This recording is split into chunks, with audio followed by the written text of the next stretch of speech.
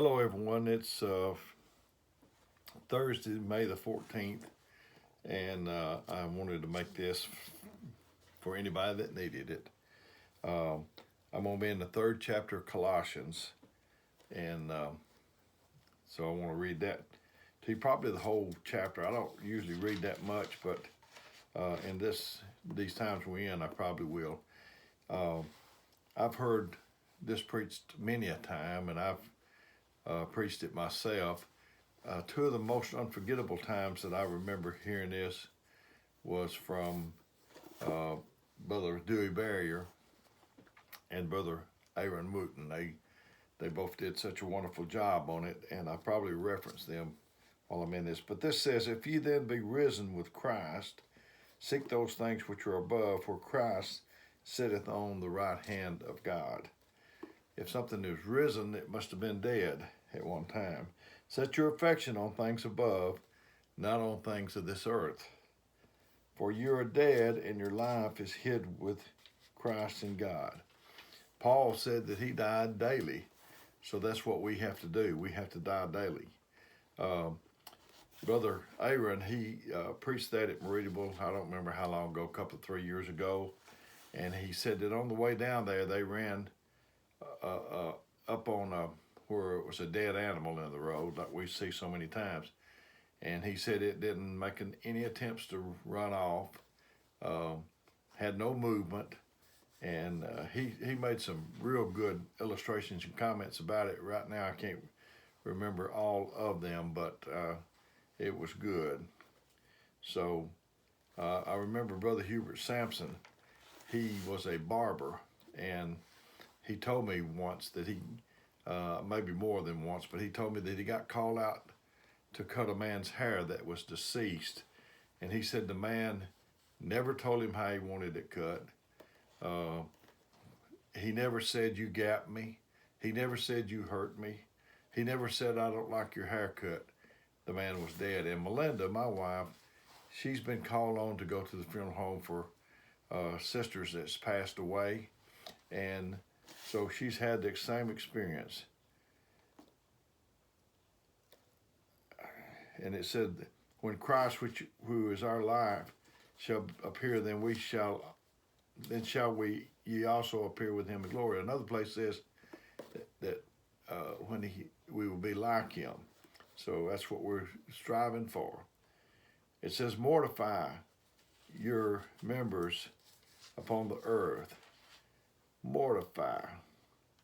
It means to subdue or deaden or kill.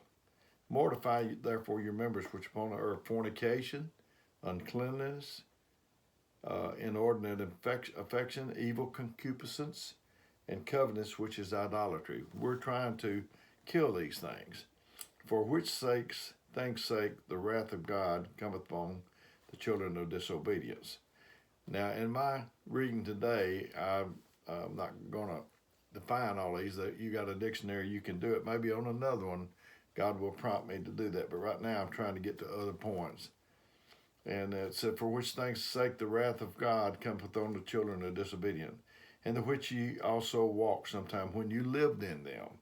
But now put off these: anger, wrath, malice, blasphemy, filthy communication out of your mouth. Lie not one to another, saying that ye have put off the old man with his deeds, and have put on the new man, which is renewed in knowledge after the image of him that created him. For there is neither Greek nor Jew, circumcision or circumcision nor uncircumcision, barbarian, Scythian, bond, or free. But Christ is all and in all." In the Old Testament, God was with them. Now God is in us. So put on, therefore. Now this is the things you put on. You can't put on until you take off those old things. Brother Hubert told me that if he came home and Sister Lucille said, "Hubert, I've got you a new shirt," and maybe it was wintertime, he had his coat on, "and I want you to try it on, Hubert." He said I would have to take off the coat and the other shirt he had on to try on the new one. So you got to take these things off before that you can put on the things that he's telling you to put on. So put on therefore, after you took off the other things, as the elect of God, holy and beloved, vows of mercies, kindness, humbleness of mind, meekness, long suffering, forbearing one another. Seems like we can't forbear one another for anything, for any length of time. We need to forbear one another. It says, forbearing one another, forgiving one another. If any man have a quarrel against any, even as Christ forgave you, so also do you. And above all these things, put on charity, which is the bond of perfectness. The bond that holds those other items that we just read, holds it together. You know, I may tell you that you may tell me you got some meekness, that you got some kindness, but if you don't have charity, you can't hold those things together. You may have kindness one week, and then next week it seems to get away from you because you don't have on charity, that bond of perfectness. And let the peace of God rule in your hearts, to which you're called in one body, and be ye thankful. I already said in previous videos that set you an alarm 3 times a day to be thankful. I've never seen anybody that was thankful not make it. I've never seen anybody that was unthankful make it. I remember years ago there was a girl, she was having a hard time. She was a sister at the time, and she was going out the side door, struggling, having a hard time. And Brother David said, can't you see, Brother David Jones, can't you see what God's doing for you? And she said, I can't see anything that God's doing for her. So that was the beginning of the end. It said, let the word of Christ dwell in you richly in all wisdom, teaching and admonishing one another in psalms and hymns and spiritual songs, singing with grace in your hearts to the Lord. We need to be singing, if not out loud. If some of us that doesn't really sing that good, we can sing in our heart. Don't ever let anybody get your song.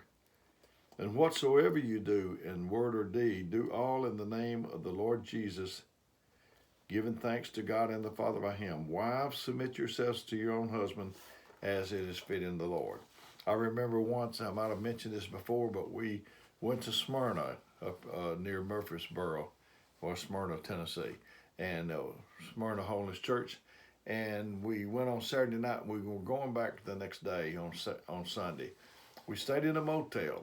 I woke up before Melinda did, and I wanted to read. I didn't want to turn the light on, so I just opened the blinds just a little bit and slid over there to the little desk I had, and I read it, and it opened up I just opened the Bible, and it came to husbands and wives.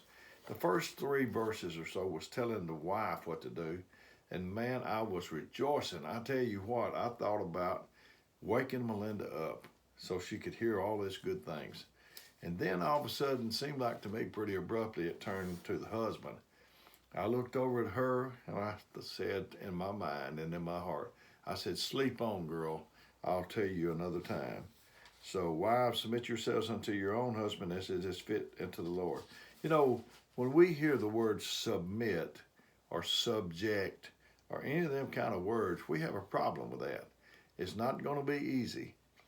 And I say to you young girls that if you're thinking about marriage and you look at a guy and you think he is pretty outstanding, but in your mind you think, I don't know if I could submit to him, please move on and don't look at that any further. Husbands, love your wives and be not bitter against them. Children, obey your parents in the Lord, for this is well pleasing unto the Lord. Fathers, provoke not your children to anger, lest they be discouraged. Servants, obey in all things your masters according to the flesh, not with eye service, as men pleasers, but in singleness of heart, fearing God. That singleness of heart, that eye, that one single vision. I know I've tried to do that, and Brother Jack Kelly told somebody that I was the most one-track spiritual-minded person he'd just about ever seen, I think. And that's a compliment, and he meant it as a compliment, I'm sure. and singleness of heart, fearing God. And whatsoever you do, do it heartily as unto the Lord and not unto men. We must do it heartily. If we don't do something heartily, how do we do it? We might do it half-heartedly. I've thought about Melinda. She fixes me something good, and if I just sat there and picked over it and didn't eat it, didn't ever say thank you, never said that was good, I might not get a whole lot of more good meals like that for a while. So if you don't do it heartily, you're doing it half-heartedly, and I don't believe in doing anything that's any count half-heartedly. Knowing that the Lord that of the Lord you shall receive the reward of an inheritance, for you serve the Lord Christ. But he that doeth wrong shall receive for the wrong which he hath done, and there is no respect of persons. I've read the 3rd chapter with 25 verses, and talking about, we need to keep our eye upon the goal. Brother David Jones said the only time we see obstacles is when we take our eyes off the goal.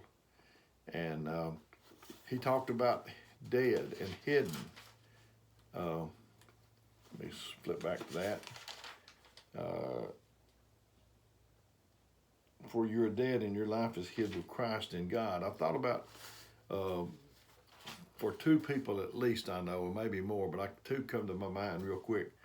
It was Moses and Christ. They were out to kill them. The little baby's 2 years old or less, and they hid them. And so God can hide you where the enemy can't see you.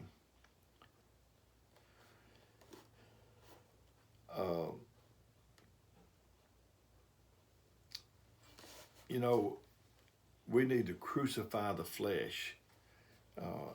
If we can crucify the flesh, nail it up on the cross like they nailed Jesus, I believe that the Spirit will move from the front of the church to the back, but it's not going to move until we crucify the flesh. We need to, I don't want to play flesh games. I'm not interested in it. Who's got the greatest sermon? Who gets the credit? Or any of them things. I think that hinders us so much. And the sacrifice, I know in the Bible, he said in Romans, he said a living sacrifice.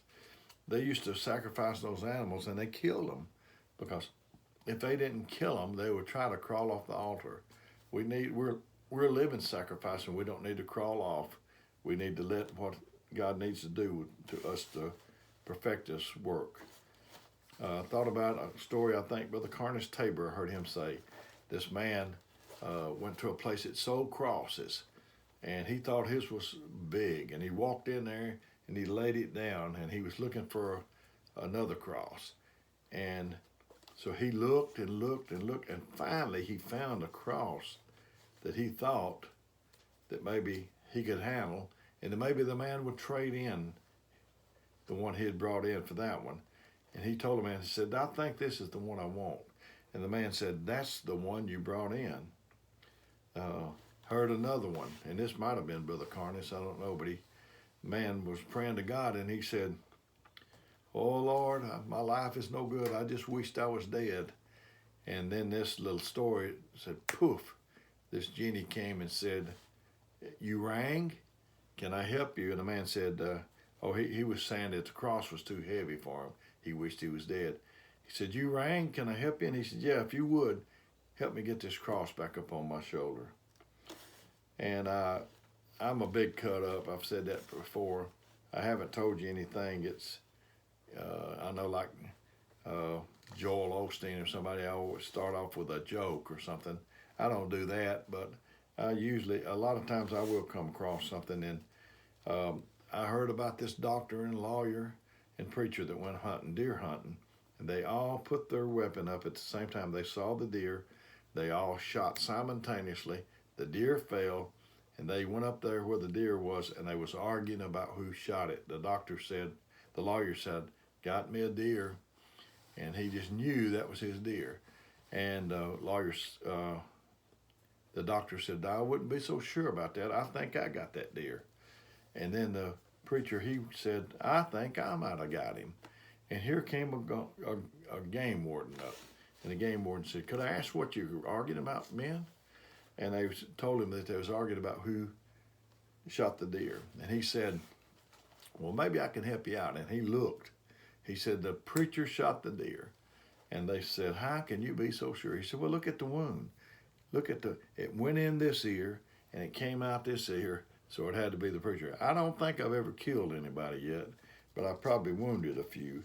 So anyway, and we ought to try, you know, those two brothers asked to be on the left hand and right hand of Jesus. We ought to try crucifying the flesh, nailing it up on a cross, forgetting who gets credit in all those flesh games, and see how much more spiritual we can get and what God can do for us. I've been a little bit long this morning, today, but may God bless you is my prayer.